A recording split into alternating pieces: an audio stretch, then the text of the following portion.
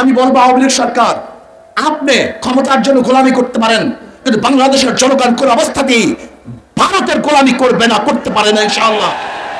যদি রক্ত দিতে হয় আমরা রক্ত দেব, জীবন দিতে হয় জীবন দেব, জেল খাটতে হয় জেল খাটবো, কিন্তু বাংলাদেশের জনগণ কোন দেশের গোলামি করবে না, করবে না, করবে না ইনশাআল্লাহ। আমরা পাকিস্তান থেকে স্বাধীন হয়েছে, তার আগে ভারত থেকে স্বাধীন হয়েছে। প্রয়োজনে এই স্বাধীনতা রক্ষা করার জন্য আরেকবার ইনশাআল্লাহ আন্দোলন করব, সংগ্রাম করব, এই দালাল সরকার উৎখাত করবই করবে ইনশাআল্লাহ। রাজনীতির অন্যতম সংগ্রামী জনতা আল্লামা মুফতি সৈয়দ মোহাম্মদ ফয়জুল করিম শেখ চরমনাই হাফিজাহুল্লাহ। নারায়ে তাকবীর।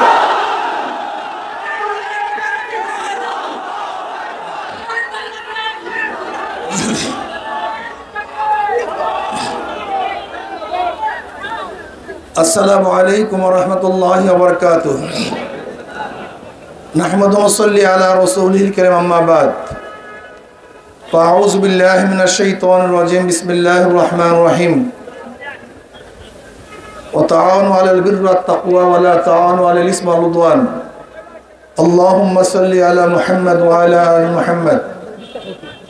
ইসলামী আন্দোলন বাংলাদেশ ঢাকা মহানগর কর্তৃক আয়োজিত আজকে এই সম্মেলনের সম্মানিত সভাপতি, নেতৃবৃন্দ,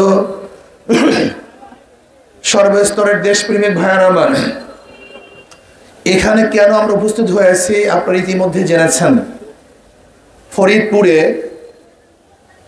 দুই সহোদর ভাইকে বেঁধে রেখে সারা রাত নির্যাতন করে অবৈধভাবে হত্যা করা হয়েছে। কেন হত্যা করা হয়েছে? তারা নাকি মন্দিরে আগুন দিয়েছে, অথচ প্রমাণিত তারা মন্দিরে আগুন দেয় নাই, তারা কাজ করতে ছিল। কিন্তু সরকার এক সপ্তাহ হয়ে যাওয়ার পরেও হত্যাকারীদেরকে গ্রেফতার করে নাই। এমনকি মিডিয়ায় আমরা যা দেখতেছি, মনে হয় যেন এদেশের মিডিয়ার নাই, ভারত পরিচালিত মিডিয়া আমাদের বাংলাদেশে আছে। সব জায়গায় তো ভারত, কে এমপি হবে, কে মিনিস্টার হবে, কার চাকরির পদোন্নতি কখন হবে, কোন জায়গায় হবে, এ তো আমাদের দেশ নির্ধারণ করে না। এমনকি আপনারা জানেন আমাদের নৌবন্দরগুলি কি অবস্থায় আছে অনেকেই জানেন না। যদি আমাদের দেশের কোনো জাহাজ মাল খালাস করে, সেখানে যদি ভারতের কোনো জাহাজ আসে, আমাদের জাহাজ সরে যেতে হবে, ভারতের জাহাজকে মাল খালাস করতে দিতে হবে। আজকে আমরা কি দেখেছি? শ্মশান পূজা নাঙ্গা তলোয়ার নিয়ে করা হচ্ছে, নাঙ্গা তলোয়ার নিয়ে। আবার নিউজ দেখছি যে শ্মশান পূজা উদ্দীপনার সাথে উদযাপন করা হয়েছে। বিবিসি নিউজও করছে দেখলাম, এবং অনেক নিউজে দেখছি। আমি প্রশ্ন করতে চাই, আমি ধর্মীয় ব্যাখ্যা চাই। শ্মশান পূজা তলোয়ার নিয়ে করা হয়, এর ধর্মীয় ব্যাখ্যা আমরা চাই।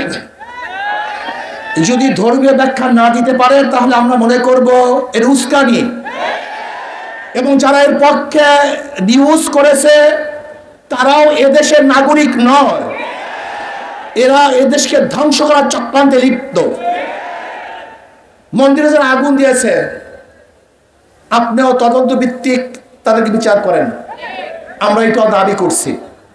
আর যারা অবৈধভাবে দুইজন শ্রমিককে হত্যা করেছে, বাংলার জমিনে তাদের বিচার করতে হবে।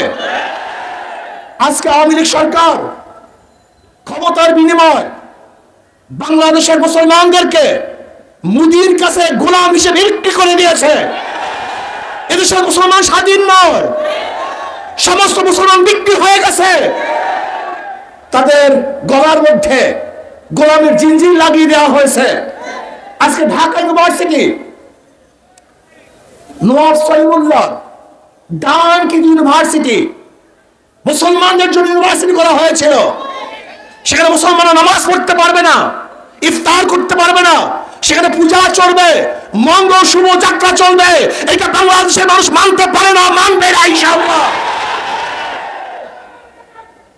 আজকে কি দেখেছি, হিন্দু পণ্ডিতরা বক্তব্য দিচ্ছে যে 20-30টা তলোয়ার নিয়ে 100 তলোয়ার নিয়ে যদি দাঁড়িয়ে যাওয়া হয়। শোনেন বক্তব্য, কেন, এর কারণটা কোথায়?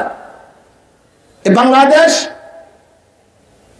কখনো কোনো অবস্থাতেই সাম্প্রদায়িক সৌহার্দ্যতা বিনষ্ট হয় নাই, আমরা হতে দিতে পারি না। আজকে ভারতে নির্বাচন চলছে, সব মোদির কারসাজি, আমি মনে করি এটা সব ইসকনের কারসাজি। এদেশের সাম্প্রদায়িক দাঙ্গার ভিত্তিতে ওই দেশে তারা ভোট ক্যারি করার এইটার ষড়যন্ত্র আওতায় নিয়ে আসছে।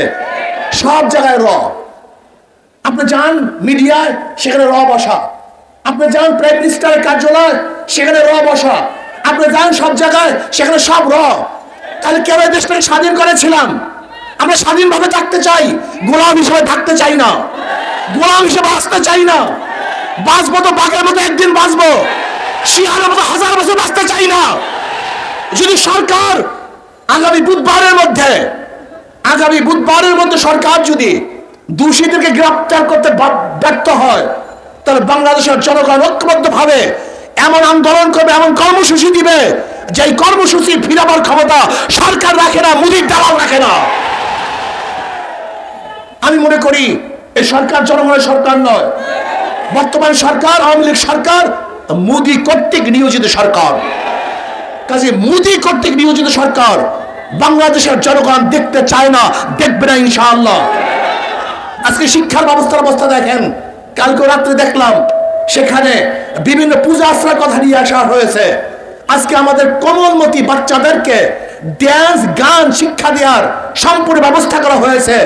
আজকে কোমলমতি বাচ্চাদেরকে কিভাবে প্রেম করতে হবে, বন্ধুদের সাথে কিভাবে হাত ধরে হাঁটতে হবে, সেই শিক্ষা দেওয়ার জন্য তারা প্রস্তুতি গ্রহণ করেছে এবং শিক্ষার সিলেবাসের মধ্যে তাও নিয়ে এসছে। কি চলতেছে? এইভাবে দেশ চলতে পারে না। আজকে আপনি দেখেছেন যে খাগড়াছড়িতে মৈত্রী সেতুর নামে ভারতের সাথে বিশাল সেতু করা হয়েছে। আজকে বিবাড়িয়ার থেকে বিশাল রোড ভারতকে দেওয়া হয়েছে। তার মানিতে এরকম মনে হয় যেন অচিরি ভারত এদেশ কন্ট্রোল করবে, এদেশ শাসন করবে, সেই পূর্ব প্রস্তুতি চলতেছে। আমি বলবো আওয়ামী লীগ সরকার, আপনি ক্ষমতার জন্য গোলামি করতে পারেন, কিন্তু বাংলাদেশের জনগণ কোন অবস্থাতেই ভারতের গোলামি করবে না, করতে পারে না ইনশাআল্লাহ। যদি রক্ত দিতে হয় আমরা রক্ত দেব, জীবন দিতে হয় জীবন দেব, জেল খাটতে হয় জেল খাটবো, কিন্তু বাংলাদেশের জনগণ কোন দেশের গোলামি করবে না, করবে না, করবে না ইনশাআল্লাহ। আমরা পাকিস্তান থেকে স্বাধীন হয়েছে, তার আগে ভারত থেকে স্বাধীন হয়েছে। প্রয়োজনে এই স্বাধীনতা রক্ষা করার জন্য আরেকবার ইনশাআল্লাহ আন্দোলন করব, সংগ্রাম করব, এই দালাল সরকার উৎখাত করবই করবে ইনশাআল্লাহ। কাজে যদি আগামী বুধবারের মধ্যে দোষীদেরকে গ্রেফতার করতে সরকার ব্যর্থ হয়, আগামী শুক্রবার বাংলাদেশের প্রত্যেকটা জেলায় এবং প্রত্যেকটা মহানগরী ইসলামী আন্দোলন বাংলাদেশ জনগণকে সাথে নিয়ে বিক্ষোভ মিছিল প্রদর্শন করবে ইনশাআল্লাহ। আর যদি এরপরে সরকার ব্যর্থ হয়, তাহলে পরবর্তীতে এমন কর্মসূচি দেব ইনশাআল্লাহ। বাংলাদেশের জনগণ এই ইস্যুতে রাস্তায় নামবে এবং দোষীদেরকে গ্রেফতারের জন্য সরকারকে বাধ্য করবে এবং এই অবৈধ সরকারকে বিদায় করতে বাধ্য করবে ইনশাআল্লাহ। আল্লাহ আমাকে এবং আমাদের সবাইকে এই মিছিলে